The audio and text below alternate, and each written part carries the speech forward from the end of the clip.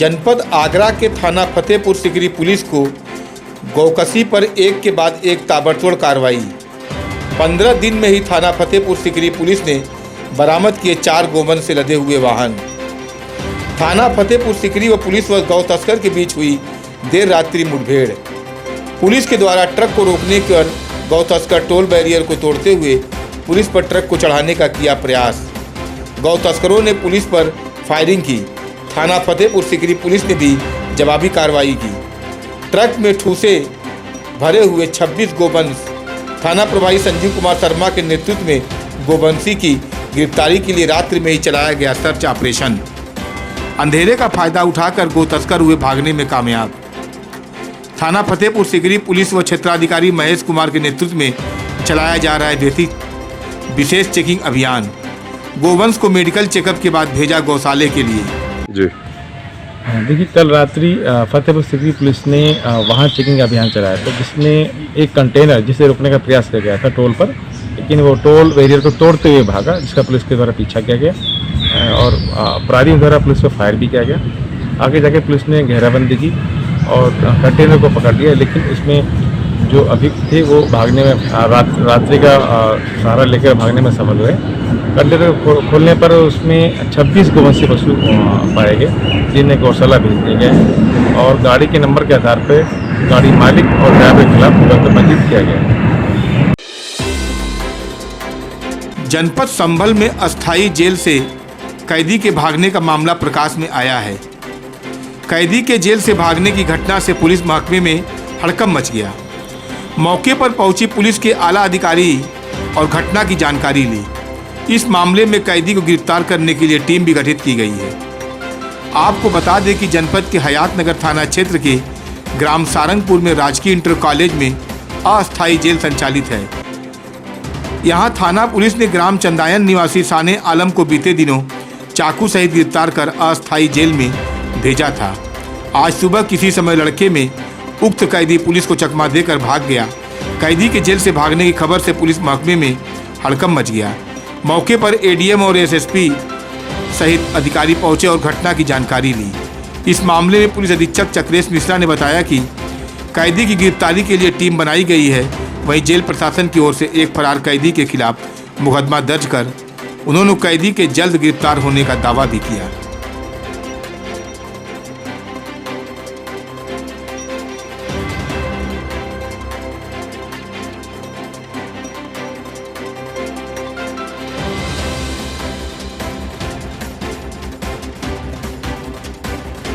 Jail Sarangpur में jail प्रशासन मुरादाबाद द्वारा चलाया जा रहा है। इसमें एक कैदी है शाने आलम, जो थाना हयात नगर का रहने वाला है। ये कल दाखिल हुआ था, लेकिन आज वो वहां से फरार हो गया। जब सुबह उस घटना में उसकी हाजिरी ली गई तो वहां पर उपस्थित नहीं मिला। इस बारे में जेल प्रशासन द्वारा जांच की जा रही है। मौके पर एडिशनल एसपी व एडीएम द्वारा भी जाकर जांच की गई। इसको पकड़ने के लिए टीमों का गठन किया गया है। जल्दी इसकी गिरफ्तारी की जाएगी और पंजीकृत कर दिया गया है। धन्यवाद। जनपद इटावा में लॉकडाउन का पालन कराने के लिए लगातार इटावा पुलिस लोगों को जागरूक कर रही है। इटावा एसएसपी डॉक्टर ब्रजेश कुमार सिंह के निर्देशन में चलाया गया सघन चेकिंग अभियान। सीओ सिटी राजीव प्रताप सिंह के नेतृत्व में थाना प्रभारी जितेंद्र प्रताप सिंह के आदेश के अनुसार अस्थल चौकी इंचार्ज तेज सिंह, तकिया चौकी इंचार्ज सौरभ सिंह समेत पुलिसकर्मी रहे तहसील चौराहे पर मौजूद। वहीं जो लोग उल्लंघन करते हुए तहसील चौराहे पर बिना मास्क के मिले, उनके लिए ऑनलाइन चालान। आपको बता दें कि कुछ लोग चालान देने में असमर्थ थे, उनको हिदायत देकर अस्थल चौकी इंचार्ज और तकिया चौकी इंचार्ज ने छोड़ा।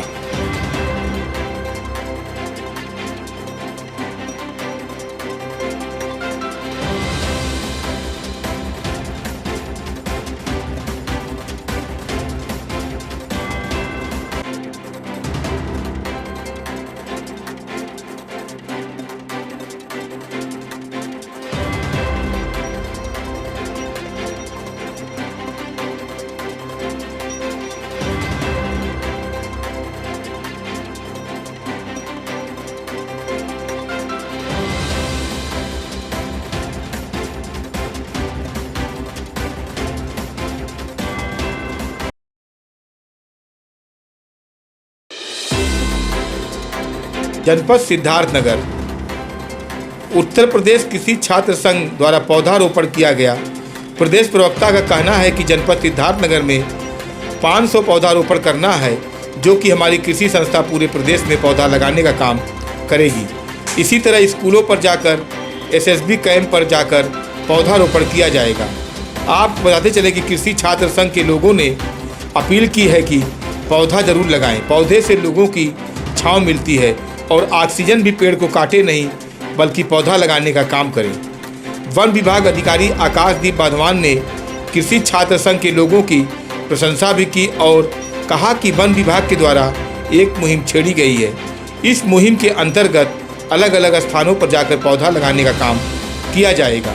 इस वर्ष में ज़्यादा से ज़्यादा पौधा लगाने का काम किया जाएगा और छात्रों के साथ मिलकर पौधा लगाने का काम किया जाएगा।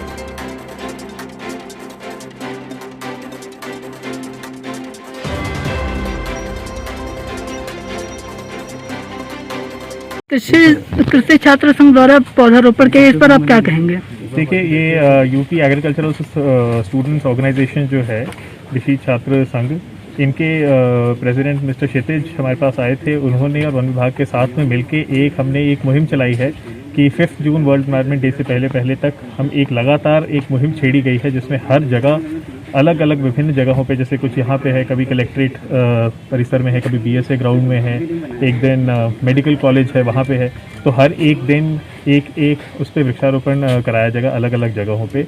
इसका मेन एम यही रहेगा कि कम्युनिटी अवेयरनेस जनरेशन, और जैसा कि यूपी एग्रीकल्चरल स्टूडेंट्स ऑर्गेनाइजेशन के बच्चे हैं जो अभी कॉलेज में हैं, और ये बहुत ही एक अच्छी पहल है जिसमें डिपार्टमेंट के साथ एक नॉन गवर्नमेंटल ऑर्गेनाइजेशंस और कम्युनिटी ऑर्गेनाइजेशंस जुड़ के एक कम्युनिटी लेवल का प्रोग्राम कर रहे हैं। जैसे कि माननीय मुख्यमंत्री जी की भी हमारी मंशा है कि इस साल पूरे प्रदेश स्तर पे वृहद वृक्षारोपण होना है। 30 करोड़ वृक्षों का वृक्षारोपण किया जाएगा इस बारी जुलाई के प्रथम सप्ताह में।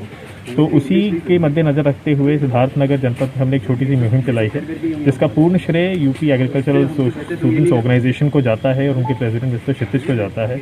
इस मुहिम में हमारे साथ ज़िला के सभी वरिष्ठ अधिकारी भी जुड़ेंगे, डीएम साहब भी इसमें जुड़ेंगे। आज जैसे यहाँ पे सेंट जेवियर्स स्कूल में सीडीओ साहब ने हमारे साथ इस पर हिस्सा लिया, और फादर थॉमस जो स्कूल के प्रिंसिपल है, उन्होंने अपना ही वॉज वेरी नाइस कि उन्होंने अपनी यहाँ पे ज़मीन दे के हमें अलाउ किया। तो इस तरीके से द आइडिया इज़ कि एडमिनिस्ट्रेशन और स्टूडेंट्स के साथ मिलके इसको जितना बड़ा एक जन आंदोलन हो सकता है, एक जन आंदोलन का रूप दिया जाए।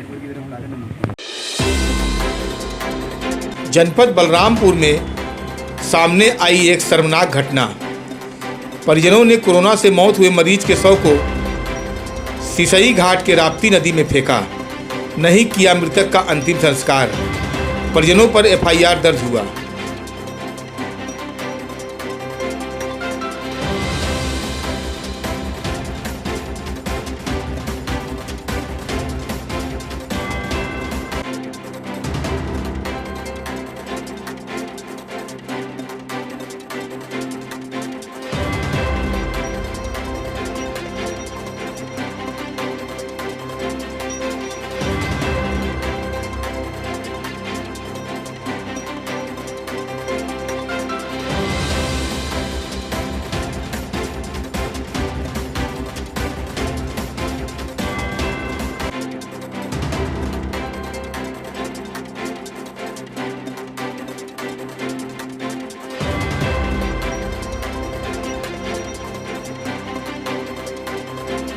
सोशल मीडिया पर शव को नदी में फेंकने का जो वीडियो वायरल हुआ है, उस संदर्भ में जांच करने पर यह बात प्रकाश में आई है कि यह प्रेमनाथ मिश्रा जी शोहरतगढ़ सिद्धार्थनगर के रहने वाले थे।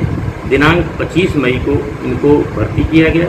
दिनांक 28 मई को इनकी मृत्यु हो गई। शव को कोविड प्रोटोकॉल के तहत इनके रिश्तेदारों को सुपुर्द कर दिया गया था। अंत्येष्टि स्थल पर इनके रिश्तेदारों द्वारा उसको प्राप्त किया गया था। वीडियो के संदर्भ में प्रथम दृष्टया यह बात प्रकाश में आ रही है कि इनके परिजनों द्वारा शव को नदी में गिरा दिया गया है। इस संदर्भ में अभियोग पंजीकृत करा दिया गया है। शेष कार्रवाई की जा रही है। कल दिनांक 29 मई को सोशल मीडिया पर एक वीडियो वायरल हुआ जिसमें यह बात कही गई कि पीपीई किट पहन करके राप्ती नदी के पुल से शव को गिरा दिया गया। इस संदर्भ में सीएमओ बलरामपुर के कथनानुसार प्रेमनाथ मिश्रा, जो सोहरतगढ़ सिद्धार्थ नगर के निवासी हैं, जिला मेमोरियल हॉस्पिटल में 25 मई को एडमिट हुए थे। उनका कोविड टेस्ट पॉजिटिव होने के बाद उन्हें 26 तारीख को संयुक्त जिला चिकित्सालय में L2 वार्ड में शिफ्ट किया गया, जहां पर उनकी चिकित्सा हुई और दिनांक 28 तारीख को उनका देहांत हो गया। 29 तारीख को उनके शव को उनके भतीजे को सुपुर्द कर दिया गया और शव वाहन से उनका शव कोविड प्रोटोकॉल के नियमों के अंतर्गत रवाना कर दिया गया। इस संदर्भ में कोविड नियमों एवं प्रोटोकॉल के उल्लंघन की बात प्रकाश में आने पर सीएमओ बलरामपुर के कार्यालय द्वारा कोतवाली देहात बलरामपुर में सुसंगत धाराओं में अभियोग पंजीकृत कराया गया है, जिसमें 2 अभियुक्तों की गिरफ्तारी की जा चुकी है और इन्हें माननीय न्यायालय रवाना किया गया है। जनपद बलिया में प्रदेश अध्यक्ष कांग्रेस कमेटी अजय लल्लू के निर्देशानुसार सभी जिला कांग्रेस कमेटी मुख्यालय पर विभिन्न मांगों को लेकर जिला कांग्रेस कमेटी के अध्यक्ष फ्रंटल संगठनों के पदाधिकारियों एवं वरिष्ठ कांग्रेसी नेता के साथ डिजिटल धरने का आयोजन किया गया, जो कि आज जिला कांग्रेस कमेटी बलिया द्वारा डिजिटल धरने पर जिला अध्यक्ष ओम प्रकाश पांडे की अध्यक्षता में संपन्न हुई। डिजिटल धरने के माध्यम से मुख्य मांगों को लेकर ओम प्रकाश पांडे ने कहा कि उत्तर प्रदेश सरकार की बेसिक शिक्षा राज्य मंत्री सतीश चंद्र द्विवेदी को तत्काल बर्खास्त किए जाने के उपरांत यूपी बोर्ड की 12वीं की परीक्षा बिना वैक्सीन के निरस्त की जाए।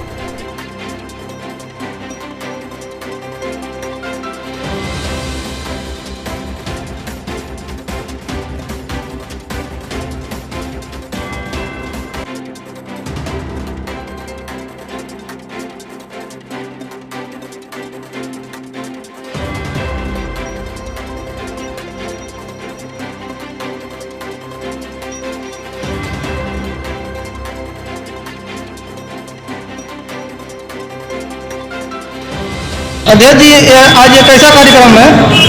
आज यह पूरे उत्तर प्रदेश में माननीय प्रियंका गांधी जी के निर्देश पर अजय कुमार लल्लू जी के नेतृत्व में उत्तर प्रदेश की योगी सरकार के तानाशाही रवैये के खिलाफ इस कोरोना काल में एक उत्तर प्रदेश का जिम्मेदार आदमी, उत्तर प्रदेश सरकार का शिक्षा मंत्री अपने भाई की नियुक्ति करा देता है गलत तरीके से।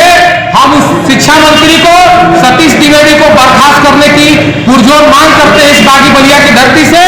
और दूसरी हमारी मांग है कि 12वीं की जो यूपी बोर्ड की परीक्षा है, लड़कों का जब तक वैक्सीनेशन न हो जाए तब तक उत्तर प्रदेश में परीक्षा नहीं होनी चाहिए। इतने बच्चों का भविष्य हम दांव पे नहीं लगा सकते हैं। आज जनपद मिर्जापुर के समाजवादी पार्टी कार्यालय लोहिया ट्रस्ट में अहिल्याबाई होलकर की 296वीं जयंती जिला अध्यक्ष देवी प्रसाद चौधरी की अध्यक्षता में मनाई गई, जिसमें देवी प्रसाद चौधरी ने कहा कि अहिल्याबाई होलकर सामाजिक और धार्मिक कार्यों के साथ साथ सभी वर्गों के लिए काम किया था। 296वीं जयंती समाजवादी पार्टी के जिला कार्यालय पर लोहिया ट्रस्ट भवन में मनाई गई। इस अवसर पर उनके चित्र पर नेताओं द्वारा पदाधिकारियों ने पुष्प अर्पित कर श्रद्धांजलि अर्पित की। अहिल्याबाई होलकर ने अपने राज्य की सीमाओं के बाहर मंदिर बनवाए, घाट व कुओं का निर्माण कराया, मार्ग बनवाए, भूखों के लिए भोजनालय का निर्माण किया, प्यासों के लिए प्याऊ बनवाए। उन्होंने कहा कि हमें उनके जीवन से प्रेरणा लेनी चाहिए और उनके द्वारा बताए गए रास्ते पर चलना चाहिए। चौधरी ने कहा कि अहिल्याबाई होलकर एक महान शासक और मालवा प्रांत की महारानी थी। ज़्यादातर लोग राजमाता अहिल्याबाई देवी होलकर नाम से भी जानते हैं। उनका जन्म महाराष्ट्र के चौड़ी गांव में 1725 में हुआ था। उनके पिता मानव कुल शिंदे खुद धनगर समाज से संबंध रखते थे, जो गांव में पाटिल की भूमिका निभाते थे। अहिल्याबाई को उनके पिता ने ही पढ़ाया लिखाया था। आज आपके पार्टी कार्यालय पर क्या कार्यक्रम चल रहा है? आज हमारे पार्टी कार्यालय पर महारानी अहिल्या होलकर की जन्मदिन मनाया जा रहा है। ये ऐसे थे, इनके छोटे से साम्राज्य में भी इन्होंने बहुत ऐतिहासिक काम किए हैं। इन्होंने ऐसा काम किया, इंदौर में बहुत से मंदिर को उन्होंने मरम्मत किया, बनवाया। वहाँ पे धर्मशाला बहुत सा बनवाया। इन्होंने गुजरात में द्वारकाधीश का मंदिर उन्होंने बनवाया, बनारस में काशी विश्वनाथ वहाँ का घाट। और ये जब ये 17 से 25 जब पैदा हुई तो उस समय कोई औरतें स्कूल पढ़ने नहीं जाती थी, लेकिन उनके पिताजी ने उनको पढ़ा लिखा कर काबिल बनाया कि उनके पिताजी जब उनकी शादी हो गई वहाँ के महाराजा से मालवा के, तो उन्होंने इनके हस्बैंड का बहुत कम समय की मृत्यु हो गई। फिर उसके बाद मालवा के इनको राजा बना, महारानी बना गया और रहते हुए इन्होंने अनेकों बहुत अच्छे काम किए। इसलिए इनकी जयंती आज मनाई जा रही है। आज जनपद मिर्जापुर के मिशन कंपाउंड स्थित जिला कांग्रेस कमेटी कार्यालय पर जिला कांग्रेस कमेटी के समस्त पदाधिकारियों ने कांग्रेस अध्यक्ष के आह्वान पर वर्चुअल मीटिंग के माध्यम से केंद्र सरकार के विरोध में अपना विरोध प्रदर्शन कोविड-19 का पालन करते हुए किया, जिसमें समस्त कार्यकर्ताओं ने छोटे छोटे बैनर पर केंद्र सरकार के विरोधी नारे लिखे और बैनर के तले अपना विरोध प्रदर्शन किया।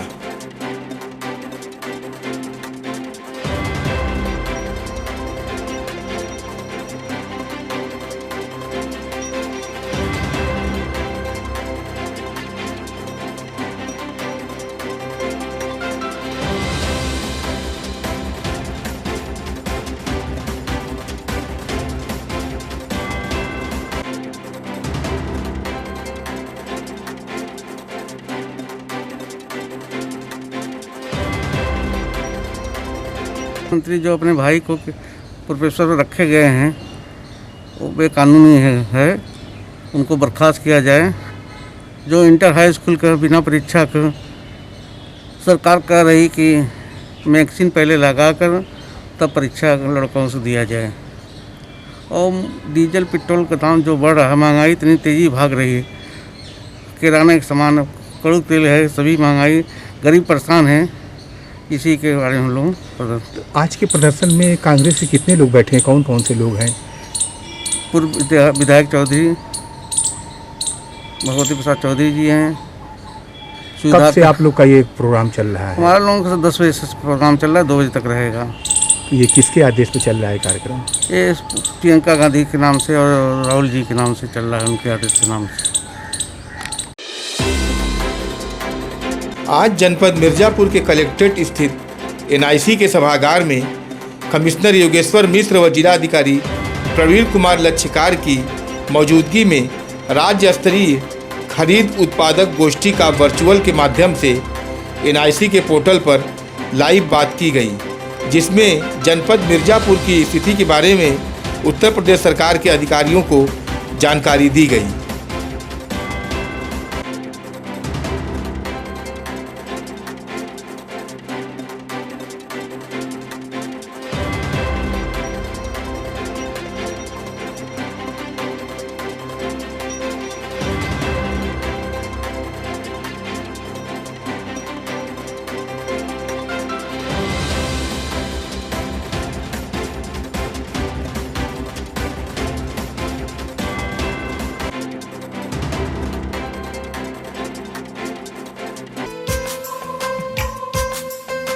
Royal garden marriage lawn. हमारे यहाँ मीटिंग, सेमिनार, बर्थडे, सगाई, शादी, पार्टी व मांगलिक कार्यक्रम हेतु सुंदर व स्वच्छ लॉन उपलब्ध है। हर बुकिंग पर पाएं 50% की भारी छूट। 31 अक्टूबर तक बुकिंग के लिए संपर्क करें। प्रोप्राइटर गोपाल जायसवाल।